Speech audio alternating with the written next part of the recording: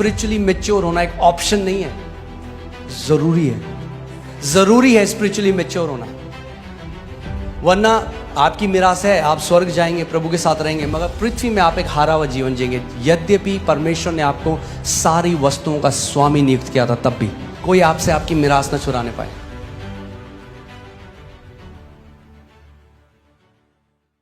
इतना जरूरी है जो हम लोगों के मुंह से निकलता है, इस बात को समझना बहुत जरूरी है। एक परमेश्वर के दास केनेथी हेगन, वो एक लड़के के लिए प्रार्थना करने गए। वो 37 साल का था, 37 साल का था और कोमा में था। और वो जैसे ही हॉस्पिटल के कमरे में गए, उन्होंने हाथ रखा, प्रभु ने एकदम बोला अपना हाथ हटा ले, क्योंकि ये बचेगा नहीं, मर जाएगा।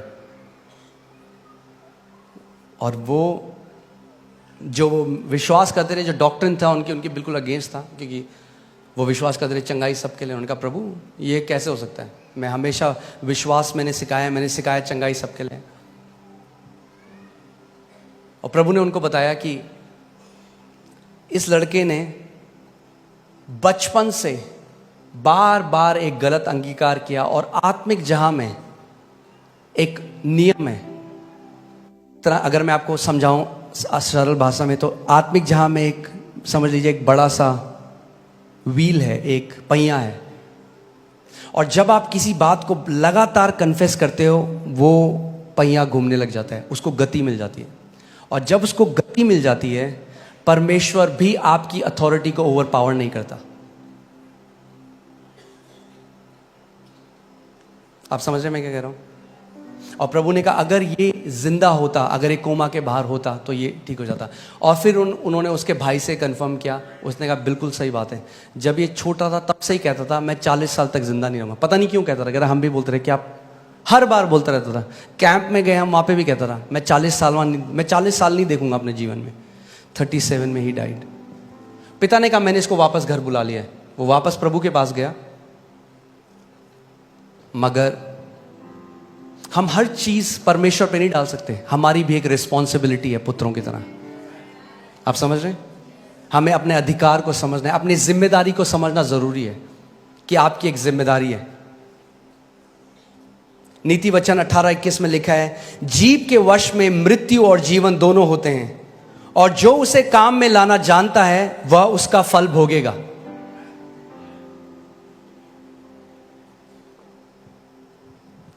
जीव के वश में मृत्यु और जीवन दोनों है। आपकी जीव के वश में मृत्यु और जीवन दोनों है।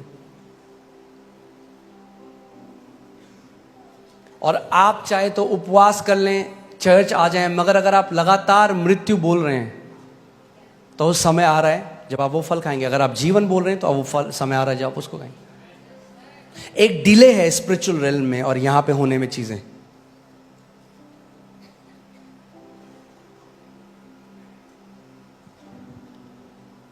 इसीलिए जो डोमिनियन है वो हमारी लाइफस्टाइल होनी चाहिए। एक बारी में नहीं होता। आपने देखा कोई व्यक्ति जिम जाए और एक दिन करे और अगले दिन आप देखो वो नहीं, लगातार लाइफस्टाइल की तरह करना पड़ेगा। वैसे ही अधिकार भी है, आपको लगातार जीवन शैली बनानी पड़ेगी शासन अधिकार की। क्योंकि कई लोग इतना गलत बोलते आए हैं अपने मुंह से बार बार। आपको पता है दुष्ट आत्माएं वेट कर रही हैं कि आपके मुंह से गलत वर्ड निकले और वो उन वचनों को इस्तेमाल करें आपके विरोध में।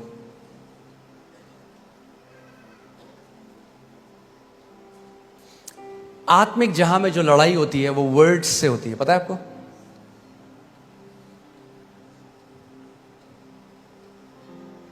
ये जो जादू टोना करने वाले, तांत्रिक मंत्र तंत्र करने वाले क्या करते हैं? क्या बोल रहे हैं?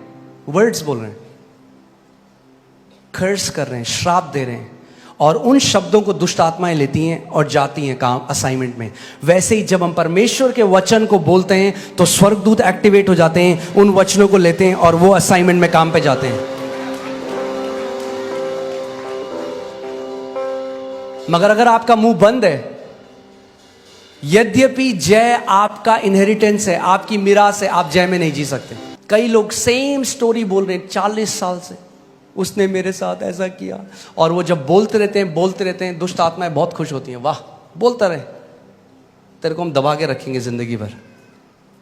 मगर जिस दिन वो परमेश्वर के वचनों को बोलने लग जाएंगे, जिस दिन वो परमेश्वर के पुत्र के अधिकार को समझने लग जाएंगे, वो ट्रांसफॉर्मेशन अपने जीवन में होने देगी।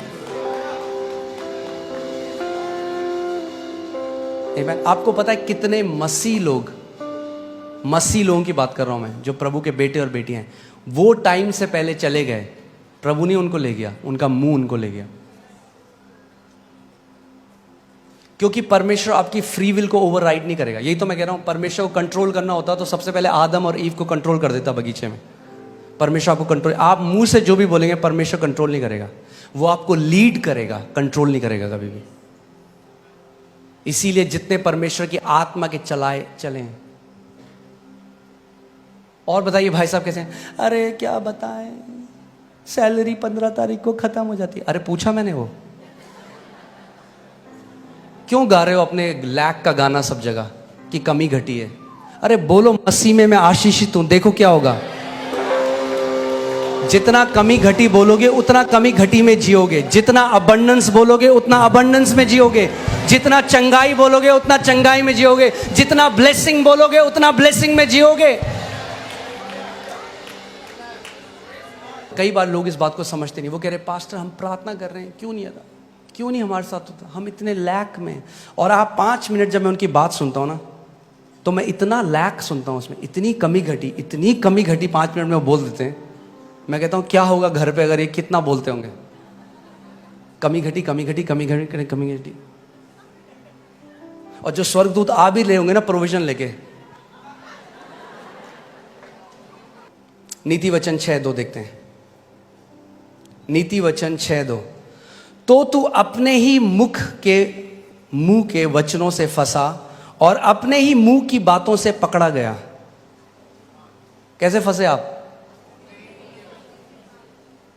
इंग्लिश बाइबल में लिखा है, you are snared by the words of your mouth. Snared जो वर्ड है वो है जो शिकारी जो फंदा लगाते हैं चिड़ियों को फंसाने के लिए। सो प्रभु कह रहा है तूने अपने मुंह से अपने लिए फंदा लगाया और फिर कूद गया उसके अंदर, ये तूने किया है। लोग कहते हैं मैंने कब किया? जब आप बार बार कमी घटी की बात करते हो तो क्या आएगा आपके पास? कमी घटी। मरकुस 11:24 में यीशु ने कहा, he shall have whatever he says, उसको वो मिलेगा जो वो कहता रहता है।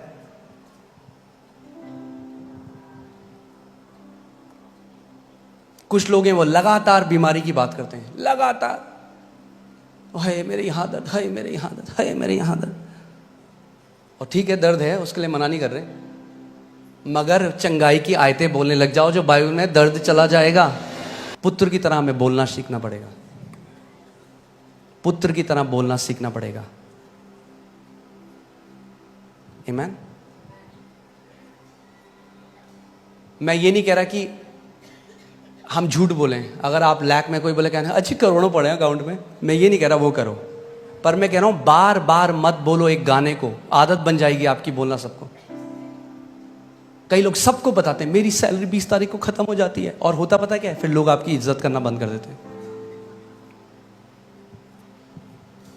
तो कहेंगे फिर बार बार आगे वही बोलता है, क्यों बता रहे हो? पूछ रहे हो आपसे। अपने कमरे में जाओ, वचन खोलो, खुदा को बताओ उसका वचन क्या कहता है। उसका वचन कहता है मुझे रिमाइंड करा, मुझे स्मरण दिला कि मैंने क्या कहा है।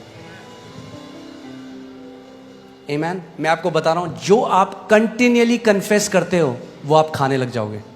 जो आप लगातार जिसकी घोषणा करते हो वो फल आप खाने लग जाओगे यीशु के नाम में।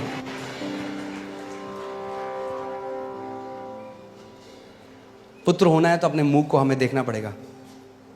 नीति वचन 18:21, जीव के वश में मृत्यु और जीवन दोनों होते हैं, और जो उसे काम में लाना जानता है वह उसका फल भोगेगा। जो उसको काम में लाना जानता है। अब हम बोलेंगे जीव को किसको काम में लाना नहीं आता? बहुतों को। जिसके लिए दी थी उसका उल्टा कर रहे हैं हम लोग। जीवन के लिए दी थी, कई लोग मृत्यु बोल रहे हैं इसे।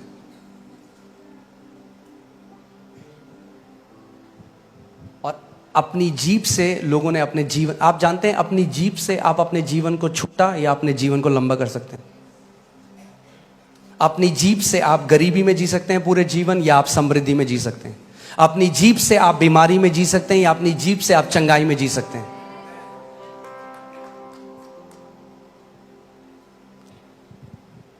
अगर हम पुत्र हैं तो हमें किसकी नकल करनी है? अपने पिता की। इफिसियों 5:1 में लिखा है कि अपने पिता की नकल करो। हमारा पिता क्या करता है? उत्पत्ति 1 में जब हम देखते हैं, जब अंधकार था तो पिता ने क्या कहा? उसने कहा वो इधर आओ जरा, कितना अंधकार है बड़ा अंधकार है भाई।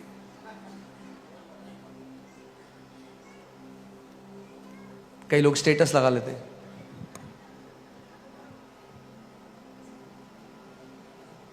अब सारे रिश्तेदारों को बता दे आप कैसे, और सबको बता क्या करें, व्हाट्सएप स्टेटस लगा देते हैं।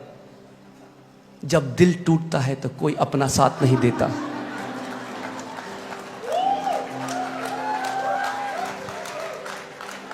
तभी तो नहीं देता साथ, झेल हो गई है लोगों की सुन सुन के आपको।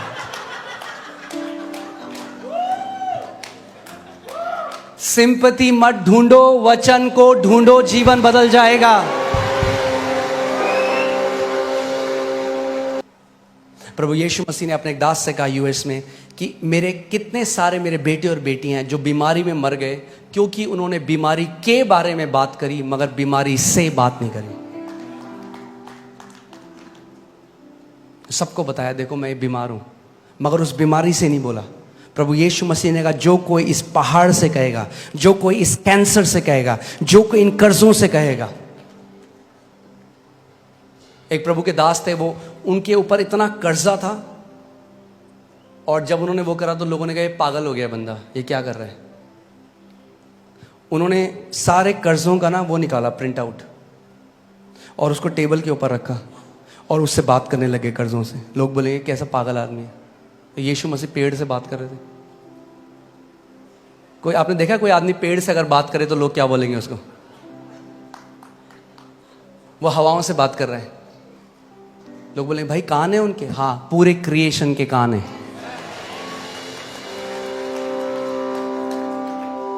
और वो कर्जों को बोलने लगे यीशु मसीह के नाम में मैं मत्ती 11:24 में खड़ा होता हूं, सारे के सारे कर्जे उखड़ और समुद्र में जा पड़। बोलते गए बोलते गए बोलते गए बोलते गए बोलते गए, थोड़े बाद समय आया, सुपरनैचुरली प्रभु ने उनके सारे डेट्स खत्म कर दिए। जो आप लगातार कंटिन्यूअल कन्फेशन, जो आप लगातार घोषणा करते रहते हो, आत्मिक जहां में वो चक्का जिस दिन घूमने लगा आपको चमत्कार मिल जाएगा आपका। Do not give up. हमें लगता है हम जब वो पढ़ते हैं कि औरत ने कहा अगर मैं उसके वस्त्र के छोर को छूंगी तो मैं चंगी हो जाऊंगी। ओके टां टां टां, ये I got heal, thank you Jesus. ऐसा नहीं हुआ। बाइबल बताती है वो बार, मुझे नहीं पता वो कितनी दूर थी यीशु मसीह, हो सकता है हजारों बार उसने बोला आज जब मैं उसके वस्त्र के छोर को छू लूंगी मैं चंगी हो जाऊंगी, आज जब मैं उसके वस्त्र के छोर को छू लूंगी मैं चंगी हो जाऊंगी, आज जब मैं उसके वस्त्र के छोर को छू लूंगी। ऐसे करते करते वो यीशु के पास आई।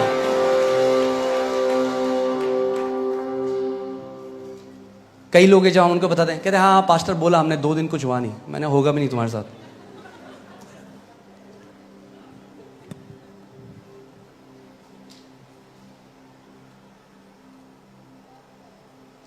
परमेश्वर को जेनेसिस में 10 बार बोलना पड़ा भाई, तुम कह रहे हो 2 बार बोला।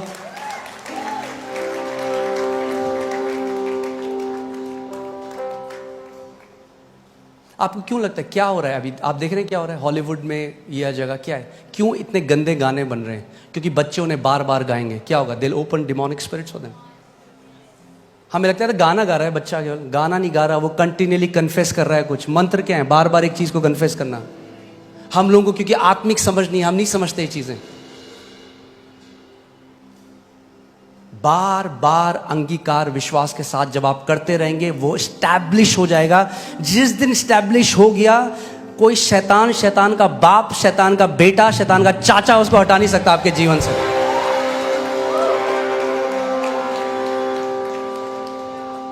टेक अ स्क्रिप्चर, उसको इतना मनन करो, इतना कन्फेस करो कि वो आपकी लाइफ में स्टैब्लिश हो जाए। जिस दिन स्टैब्लिश हो गया वो आपका और आपकी जनरेशंस का है।